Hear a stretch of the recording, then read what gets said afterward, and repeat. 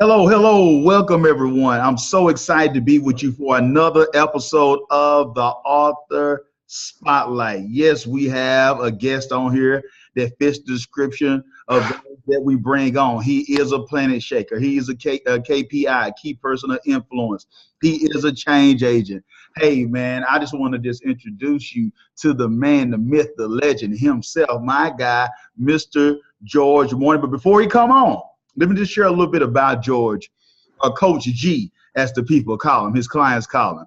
Coach G Morning is a certified and trained mindful habit coach, professional speaker, and author specializing in creating radical transformations in men worldwide by breaking destructive, compulsive habits, creating passionate, healthy habits, and empowering them with the mindset to sustain permanent growth and change. And we're all about change on this show. So I'm just excited to have, hey, this guy, George Morning. Coach G, welcome to the Author Spotlight, man. Oh, man, brother. I'm still trying to find the guy you was introducing. That was better than Steve Harvey. Thank you, man. Thank you. We're working on it, man. We're working on it. Coach G, if you don't mind, anywhere, I just shared a little bit about your bio.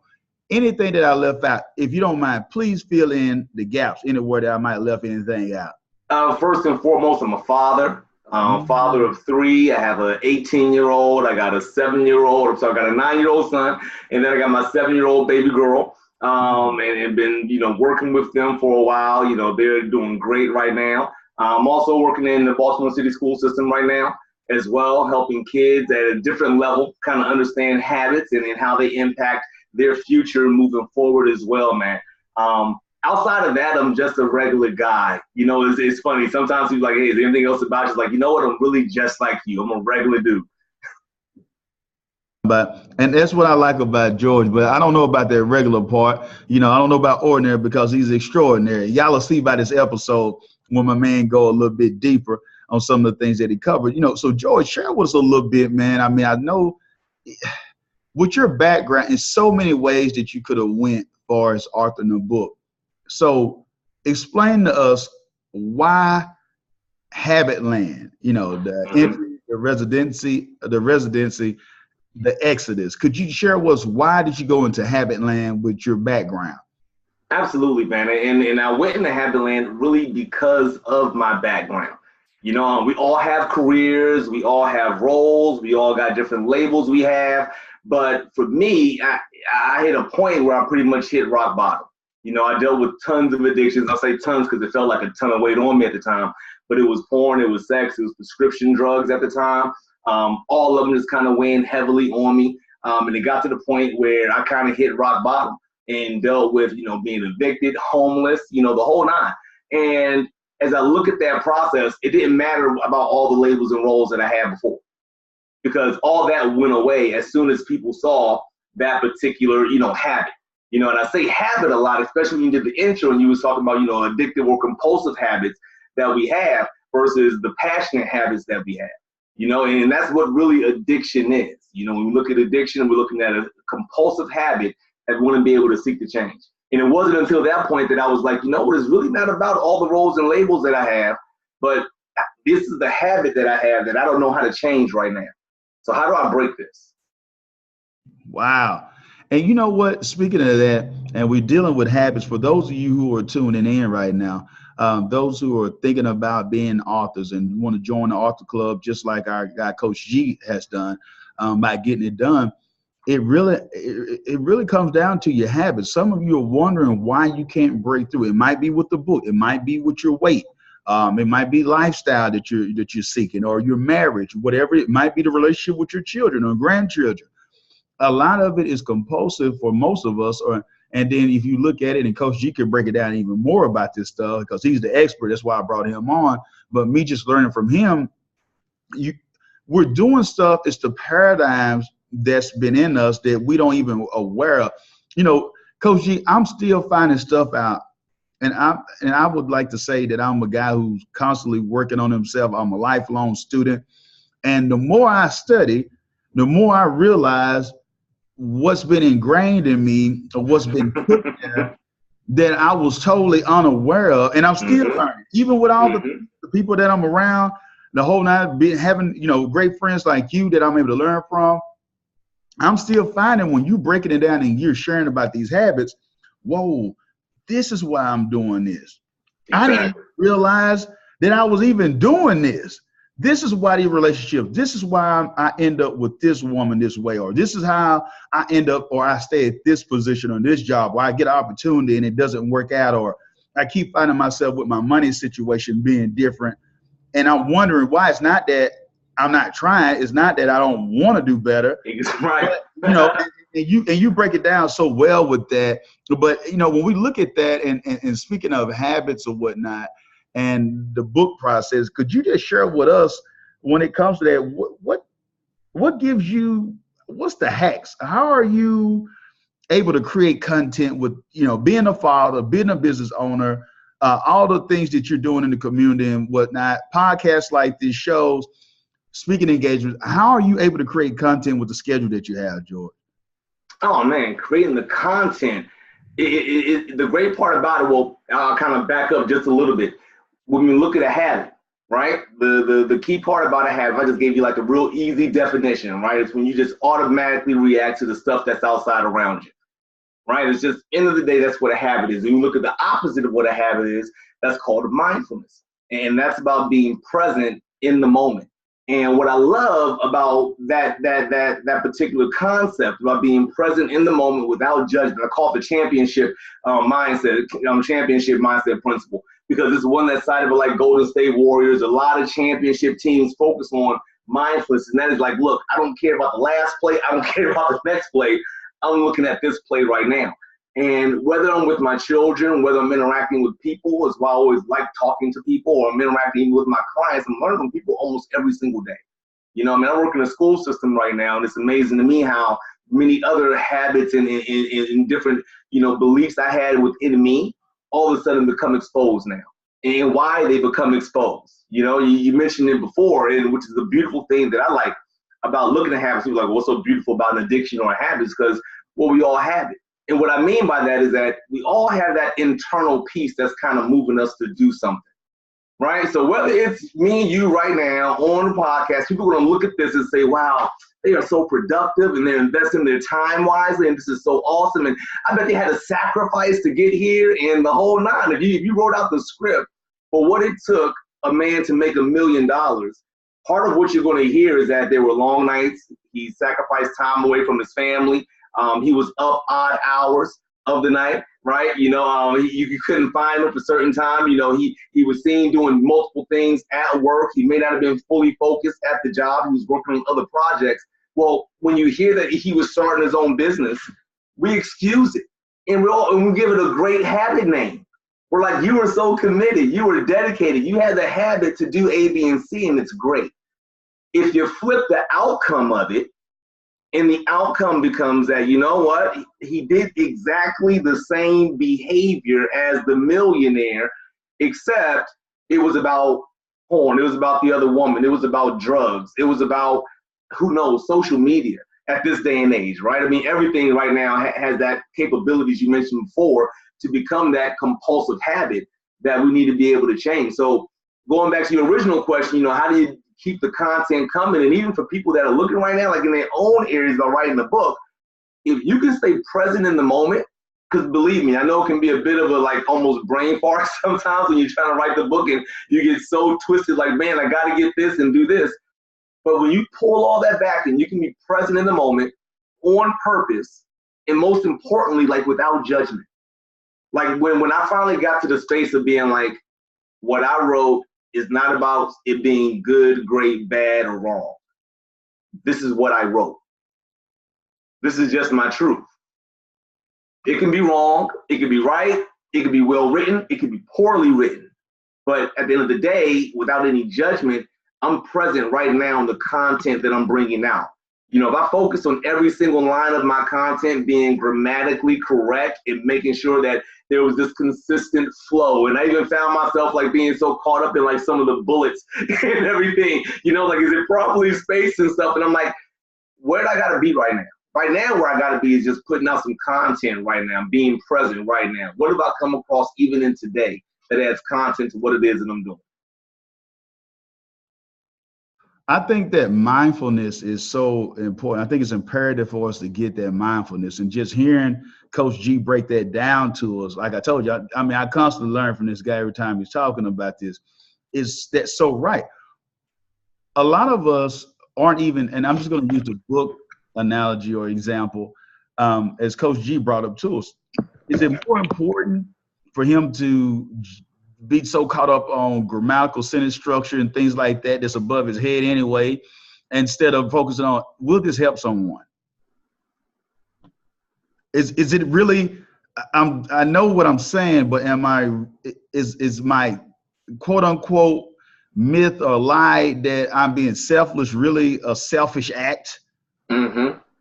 Because it's about me, or it's about somebody else that might be a peer that I'm trying to prove something to, but then stepping out saying, oh yeah, I'm here to help people. I want to reach. I want to add value. You know, we love the V word these days. Value. That's it. Value. But what is the real value for that person that is struggling? That person that has some habits that are destructive, and they need the knowledge that Coach G has and what he's experienced that he's able to give them and impart that wisdom to them. That could be the difference between them being married and not being married. That could be the difference between them committing suicide and not committing suicide, because they can see, you know what? Hey, it's another side to this. If I can just get around the corner, if I just can get over this hill, then I can make it. I can be successful. And so I want those of you out there who listening into this show to understand what Coach G is bringing us to. Sometimes we get beside ourselves and we use those exchangeable words. And excuses come in many forms. They come camouflaged. Mm-hmm. So let me just help you out with a few examples. Well, I am a perfectionist, Darren. That's another way of saying I am a procrastinator, Darren. You see what I'm saying? Well, I just want to make sure I'm adding value to the people. I don't want to come out with just anything. You know what's funny? It was fear. Go ahead. I think, and even going on how we look at language and words, and I'm very big on that, like the words we use. There is such a big difference, I think, in terms of us getting value and us wanting to become valuable. And I think a lot of times, especially when you're in the beginning of this, I mean, let's be honest, if you're in the beginning stage of being an entrepreneur and you really aren't in a community of other ground level entrepreneurs so that you can see they get dirty with you every single day, then your mind is already thinking that I got to somehow get the quick meal.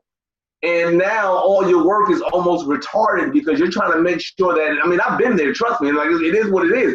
But we're so retarded in our work that, like you said before, where's the content come from? Well, content doesn't come out. Because now you're like, well, you know what? I can't do a video on Facebook because I only got a raggedy phone and it's not the new iPhone X. So, you got to get the new iPhone X to be able to do a good video these days. And you know what? Instead of the iPhone X, I got to get that Canon. Because I know that, there's certain, capabilities. And before I put out a video, I got to learn Premiere. And these are all the things, little things that I was telling myself before was like, just press record and just say it. And then don't even look at it again. Just say it and send it and just see what happens at that point in time. And then lo and behold, it's like, oh, wow, I can be of value there. Like you said before, it's a value. Like, wow, you know what? I really like those last 3 videos you put out. I was wondering if you could help me out in this area, like to be able to really give and give value before we seek to become valuable. I think is one of my maybe like the hardest lessons we learn just as being an entrepreneur. Being a writer, you want to write a book thinking that you're going to become a top bestseller kind of deal. You put the book out, you're like, all right, I'm gonna sit back and quit my job. I'm an author. Woo! Top 5 dead or alive, baby. I'm looking at my book on Amazon and at Barnes and Nobles, and it's like went to a book signing that your mama showed up to.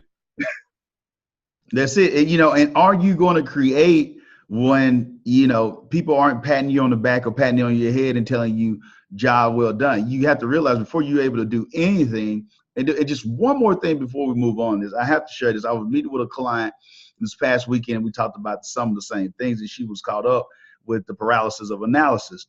And I was sharing with them, sharing with her, and I share with others. I'm sharing with you today is what Coach G is sharing is that important, because you got people that become paralyzed. They can't even move because they're caught up in saying, oh, well, Darren, I can't start anything right now. As Coach G said, well, I need click funnels. I need to make sure that I know that I have a $5,000 website. I need to make sure I have this. Because I can't come out any kind of way. I need this logo. Just start, man. Just start. And like Coach G, getting the book done. If it's just one sentence, one paragraph, one page, whatever it is, just get started. And speaking of that, Coach G, I don't know if you just come from a line of authors or whatnot. What made you believe that you could write a book when so many had failed at the task? Man, I honestly, I knew I couldn't write a book. What I did know is that for me, when I finally came, went through my process, I went through coaching, I dealt with therapy, I went in all these different avenues. And what I did know was that, okay, there are certain things that I wasn't taught, and even more importantly, moving further down the line, what I really realized was that, what I became so much more like about the addict. And I was like, that's the guy that I really want to be able to speak to right now. And I just realized, like, there's nobody that really talks to the addict per se, or talks about how that addict is and where he is without giving him an excuse. It's not like I want to excuse him to curl up in a fetal position kind of deal. That's not it at all. But, the more I did this work, and the more I'm working one-on-one with my clients, and I'm on my group calls, and even with my own children, like to kind of look at them, it was almost like I began looking at, them and my clients, like it was my way of being an artist. It was like that unchiseled block of marble. And I wasn't concerned what it looked like on the outside anymore. It was about what it was on the inside and what could come out of that at that point. I'm like, man, you are Michelangelo right now. This is the David right here kind of deal. And I know that for the men that I do talk to, they are so wrapped in secrecy, in shame, and in guilt that I was like, okay, there isn't anything else out on this. And I wanted to have something that just gave a real plain, not textbook, not overly wordy, but still got the point across conversation. Like in the beginning, it looks a lot like this. When you're in it, you're feeling a lot of this. And when you're ready to come out of it, this is some of the pieces that's going to be involved in it. And unfortunately, I think for me, I wanted to give so much of a complete story that it may have kind of almost, like you said before, kind of retarded my work with it sometimes. But I wanted to look at it like, this just needs to get out. And that was the biggest thing, was that, whether or not this becomes bestseller or this or anything along those lines, I was like, if nothing else, if it means that for the guys that was too scared to reach out to me when I was on a call or whenever I did a speaking engagement or any moment, like they didn't even want to click the like on my videos because I mentioned the word. You know what I'm saying? Like I wanted to be that guy that was like, man, and even on a not a lesser note, but maybe a secondary scale, I wanted to have something that showed my children a life, what their possibilities are without shame. To be able to expose this in a written way, I wanted them to know, like, look, I don't care if you slip on a banana peel or if you wreck your car or if you go bankrupt 1,000 times or whatever it is right now, but like there's life past, you without that shame of that situation. And I didn't want to always speak it to them. I wanted them to be able to have something. So, I want to be as transparent as I could, within it, and just make sure that it was like, okay, let's just have a real conversation, right now. Normal words for the most part, couple of diagrams here and there. But outside of that, I just want to give people a good conversation. And and speaking of that, I think is that overcoming, knowing that you can overcome. Because that's the unfortunate thing about guilt, that it'll bury us with the weight, the burden of it, so much that if you're not careful, it'll suffocate you. You feel the grips of it, and it won't let go of you. And you have to realize, like, hey, I can move past this. But like you said earlier, Coach G, the shame of it, and I love this content. I love the work that you're doing, because you're totally right. In the area, in the arena that he's working in, the judgment is still there. So it's unfortunate because it's like a double dose, because even if you need or desire help, most people don't feel comfortable even saying that they need the right help or assistance, because they afraid of having more shame put on them or being ridiculed by others and the thoughts of others. So they'll go and try to fight this battle all by themselves. And so that's isolation, and you sure can't win the battle. You wasn't winning it anyway. We see what currently are. So now when you actually need assistance, they can, if you cut your arm or something, or somebody shoot themselves or whatever it may be, or you have a car wreck, people know I can go and get a paramedic. I can go and see a doctor, see my local physician, family physician, whatever it may be. But in the type of work that Coach G is doing, unfortunately, I keep bringing that back up again. People are really, I can't like this video on his YouTube, or I can't like this on his Facebook, because if somebody see that like, proud, have a friend in common. And so, and it's a thing. But so by having content out, to bring it for those of you who are listening, you don't know behind closed doors who can pick up your content in your store.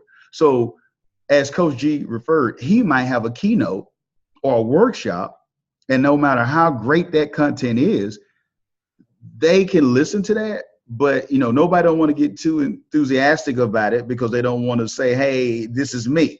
But by having a book, they can slide out, because he created something that's tangible that they can learn from step by step. So even if he's home, or even if he's visiting or traveling somewhere else doing a keynote or workshop, somebody else can jump on Amazon and get it, go on his website and have it sent, even if they have it in secret and send it to their office or something, or whatever it may be. But they can actually get the help that they need by reading. Why did I go around the loop with this? You have to create content that allow people to digest it when they want to. Let me repeat. That's awesome. You have to create content to allow people to digest the way that they want to. We all have a different palate. And so you got to realize that just because you like dessert, everybody don't like dessert. Just because you like cake, or somebody else might like ice cream, whatever the thing is, or they might be a more meat or potato type, or some person might be seafood. So when you're creating content for those who are out there looking, and you're listening to Coach G, you have to look at the multiple ways. If you're really saying that you're about impact, if you want to be like Coach G, who's a planet shaker, who's a change agent, who's a key person of influence, he realized, look, did you hear what he said? When I'm speaking with my clients, one-on-one consultations, when I'm doing calls, masterminding with them, when I'm working with the schools, when I'm working with my family, this guy, we hear of multiple streams of income, but what about the multiple streams of impact? The more you impact, the more you will be able to open up multiple streams for yourselves and others, because you're creating multiple ways to help people. So we hear about multiple streams, but we don't think about it in reference to multiple streams and multiple ways that you can get advice and content out to people. Would you agree with that, Coach G? That is absolutely spot on. I think that, again, as an entrepreneur, you want to jump out there in so many different avenues to receive the income coming in, and not think about what it is I'm putting out in these different avenues. And it even brought to light, more clarity, even how you said it. I don't always look at it in that context, but you're right. Like, what I have to do one-on-one versus what I do in my group calls are completely different. Who I am when I'm in the school system with teenagers, and I have to interact with them, and I'm discussing with them about their habits and trying to help them discuss, make the right decisions and moving forward post-graduation. Is one of the beautiful things I love about not just this ability to be able to create the content, but it's also about behind the book. I think just one last piece I want to mention about the book is that one of the bigger pieces about it is that even though it's written, and again, hey, hi, I'm George, addict, but still, it provides the same content as if you were the guy that just says, hey, look, I'm in a bit of a rut.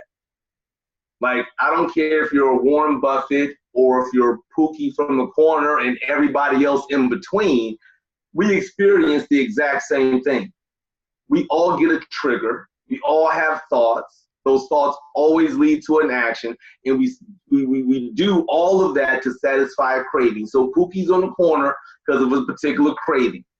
Not because Pookie want to get shot, but because Pookie want to bring disgrace to his family and the whole nine. Believe it or not, Warren Buffett ain't out here being Warren Buffett and giving away money for the sake of giving away money.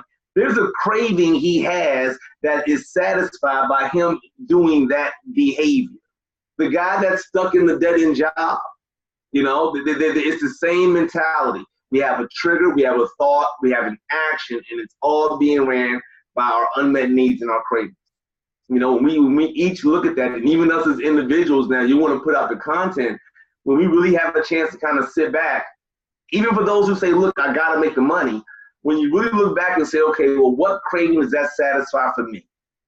And being able to make the money. That's my security, that's my this, that's my this. Well, then now you got a better way of operating going forward. Because you can at least put that part out of you instead of just, hey, let me get the money. I love that, man. I love that. And those cravings, you got to watch out for the cravings. So would you say, Coach G, would you say that the cravings, would that be considered like the root issue that's going on with the cravings? Absolutely. The craving / unmet needs. Okay. The highly successful person. Like, let's just say the guy that is really having it going on, like he has realized how to satisfy those cravings. And in the same way for the drug addicts or the addict to anything, they satisfy the cravings. The only difference is that one says, I can satisfy this in a healthy way. The other one says, you know what? Here's the unhealthy way that I figured out how to satisfy this. You come across the guy that's been smoking since he was like 12 years old. You come across the guy that's been drinking since he was 15, but it was no big deal because, hey, that's what we do in our family kind of deal, and we're all maybe military or whatever the case may be. Aside from just the principles or that addictive, that physically addictive part, once you break past that, I mean, because it's the reason why people who are in jail without any drugs can all of a sudden be released from jail and they go back to get the drugs.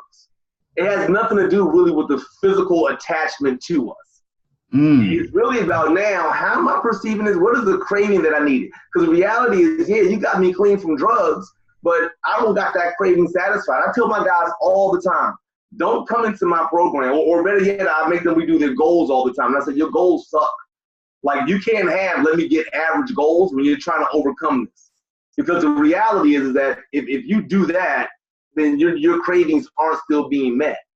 Like, our job is to help you find a healthy way to satisfy that instead of a way for you to just kind of like make it just seem subtle. It's almost like Joe versus the volcano. If I took away your passion and now you don't do anything bad, but your cravings aren't met, you're the whole first half of Joe versus the volcano, walking around in rain and gloom and fluorescent lights. The moment you can satisfy it in a healthy way, well, you don't mind jumping into a volcano because you're living a great life at that point in time. That's the biggest key for all of us. Any successful person, and again, depending on how you look at success, that craving is what was key to them. You hear a lot of people talk about it when they get to a certain point that at the end of the day, I needed to make sure that this happened, that I had this, that this was going to take place, that I was able to do A, B, and C, that nobody had what I had beforehand. All about the cravings you want to satisfy. Hey, you know what, Coach G? I'm glad that you're saying that, but I want to go just a little bit deeper with this because I've heard this before, and you brought up that average part. That's why I'm digging a little bit deeper. I can go deeper. This is my guy right here, Coach G. So I got this. This is behind the scenes. We just doing what we do. But when you're talking about this, would you say, because it's a debate in society with this, as far as to go, especially professional development range, and I share this a lot with my teaching. So you're saying too, with average goals, it's not satisfying the craving. So would you say those hairy, audacious goals would be more relevant for someone who's trying to overcome?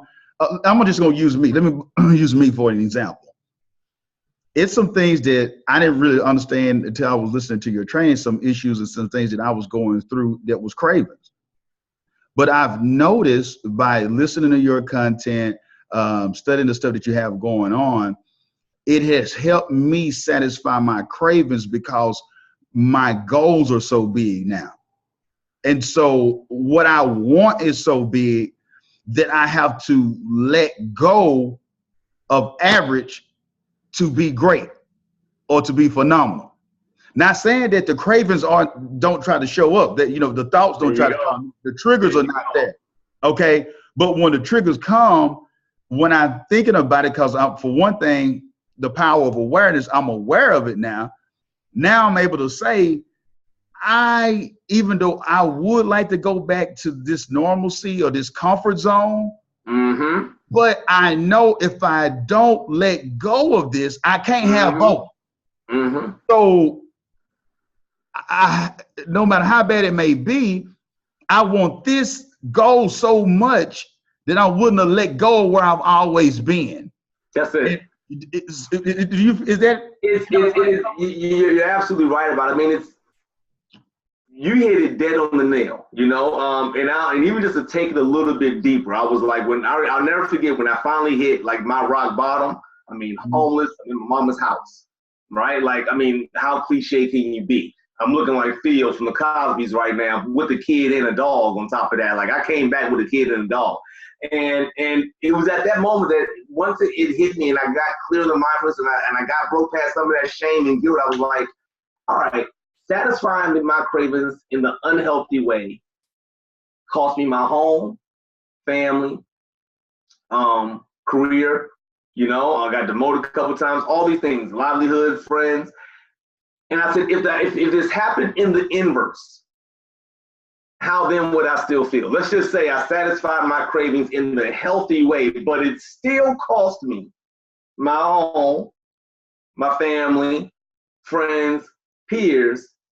How am I feeling at that point in time? And who knows, maybe they didn't want to stay for the ride, and me be satisfied in a healthy way led me to be a millionaire or however the case may be, but I still ended up without some of those pieces. And what I realized is that in a very selfish way, and I love that word, I'm gonna touch on it again, is that because we were so trained to not be selfish, like, oh, you're a bad person because you're selfish. Well, everybody is selfish. Like, if anybody is watching this, if you believe that you are selfless, your next payday, go get your check. I want you to get 10 envelopes. I want you to divide your check into 10 equal parts and find 9 random people and give them an envelope. Exactly. You're only selfless up until when it affects us. Like when I can't pay my rent, now I'm selfish. When I can't feed my family, now I'm going to be selfish, right? So when I learned that in a healthy, selfish way, like, okay, I was selfish and I had my cravings satisfied and blew everything and lost everything. What happens if I'm healthy, selfish, and I satisfy my cravings in the right way? If I end up with the same outcome, how do I operate at that point in time? How can I stand better at that point in time? And that's when you start hearing those stories about people who dealt with A, B, and C to make sure this idea happened. You know, they created this invention. They wrote this book. Tyler Perry created a story play. If we heard that Tyler Perry was a drug addict strung out in his car, then we say, oh, that makes sense. But instead, he was living in his car and didn't have a place to stay and wrote screenplays. Oh, wow, that's so awesome. It's the same daggone, we saw the exact same thing. He went through the same process. He found out how to satisfy the cravings. He had to go through the exact same steps. Homeless on either end. But because he said, I'm going to do it the healthy way, well, now he's a millionaire, probably doggone close to being a billionaire right now. Right? Unhealthy, could have been dead, but they both would have been in the car. They both would have been seen by somebody, and somebody would have said, look at them in the car. So the moment we learn to satisfy our own cravings and as healthy as possible, we don't even care what other people have to say. Your book gets done without a problem. I don't even care anymore. I'm good because either way, the book's got to get out. Either way, I was going to be in the car, and I got to find out, do I want to be in the car dead or in the car post the car millionaire?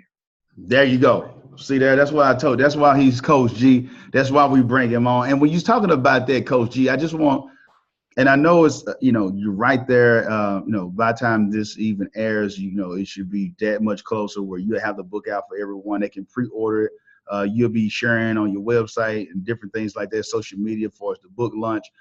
But with just the pre-orders and the things that you've been able to share with people, what has been your experience, whether it be you personally, whether it be with your family, colleagues or clients? What has been some of the reaction with people just knowing that you've done a book? How has that changed your life for us, that experience?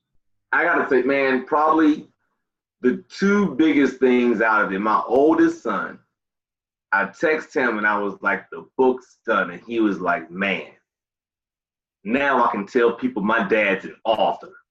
And he was like, a lot of people can't say that. I bet nobody else can say their dad's an author. And I was like, wow, like, if I only sold one book, okay, cool. Like, wow, like I can't. What do you need past that at that point in time? You know what I mean? And the second thing is, it was like three big things. The second thing was from my daughter. And when I told her about it, as a matter of fact, when I first got the first copy of the cover, she was with me in my first trip in Vegas. And she was like, I want the first copy. And lo and behold, she placed the first pre-order.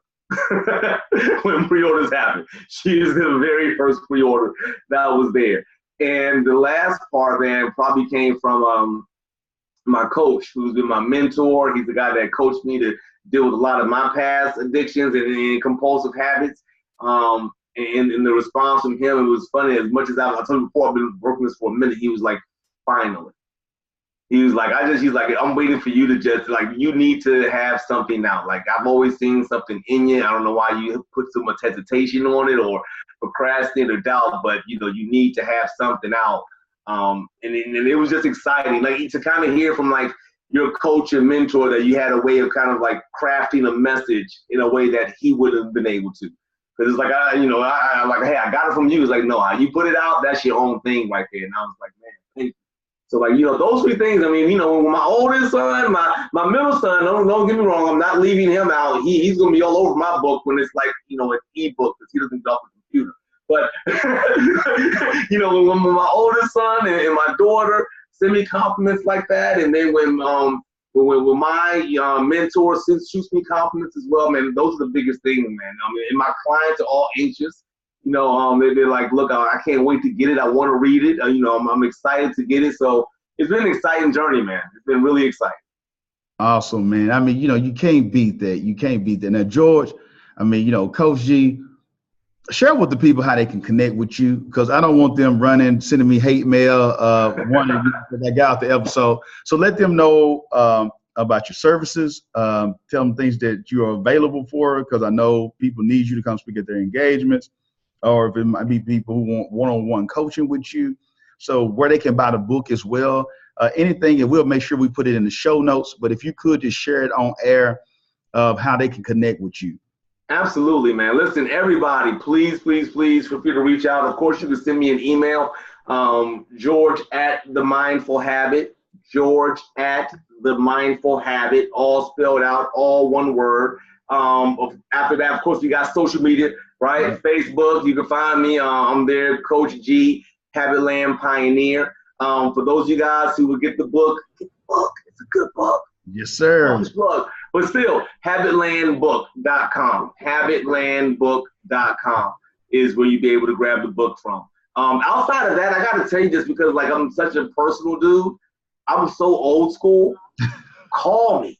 Like, 443-600-9169. Same number my mama calls me on. I love it. Hey, I told you this guy was a planet shaker. He was a KPI. He was a change agent. He didn't let us down. I want to personally just thank you on behalf of the audience. They might can't say it. They'll send you the message. They'll reach out to you on social media and through email, whatever it may be, or give you that phone call. You know what I'm saying? They call you like, you know, Erykah Badu said, call Tyrone. You know, we'll make sure we reach out to you and get with you. But I want to thank you for going in depth today. I did this interview a little bit different because I knew the value. Me using the V word again, you know, I know the value that Coach G offers to so many of us. And before we even started this episode or started recording, I was talking to him about how needed his work is and how much I respect his work, because I'm bringing it on air for something like this, because it's not just men that's impacted or affected by this. It's men, women, children, you know, seniors. This is a thing that's, that's prevalent, that's running rampant through our whole society right now. And so don't get it confused. Just because people don't talk about it, it's that thing that's in the closet. It's that skeleton in the closet it's in every home. It's not a home that's not touched by this in some way or another. So the key to it is getting with experts like Coach G, who can guide you, and so you can harness that thing and to be able to use it that's going to be in a positive way to get the results that are successful to you. So that, my friend, is why I brought Coach G on. He blessed us with his time. He was courteous to come out and go extend it with us and go more in depth. So please reach out to him. Make sure you go get the book. Make sure that you connect with him for his services. For that individual out there, and I just want to speak to you real quick. For that individual out there, you know this episode was for you. Pick up the phone and call him. Don't let pride destroy your life. Stop it right now. Be real with yourself and say, I need help. Do that for yourself. Your family is worth it. Your career is worth it. Your life is worth it. Those who love you and care about you are worth it. Even if you won't do it for yourself, make sure you do it for those who love you, because you're going to have a breaking point, and hopefully it won't be to the demise of you for the rest of your life here on this planet Earth if you don't get this type of stuff down. So get rid of the weight, get rid of the guilt, and move forward. So Coach G, speak to that person out there who were just like you. They're saying, I'm not Coach G. I don't have this company. I'm not a great dad. I don't have all this stuff that Coach G got going on. I don't know. I can see why Coach G is putting out a book, because I'm hearing how he's an expert. I'm not an expert. I want to put a book out, but I see Steve Harvey, I see Bill Gates, I see Carlos Slim, I see all these other great people, amazing people like Coach G. I want to get a book. Could you speak to that person out there who's thinking about doing a book, but don't know if they should move forward with sharing their story, the reason why it's important?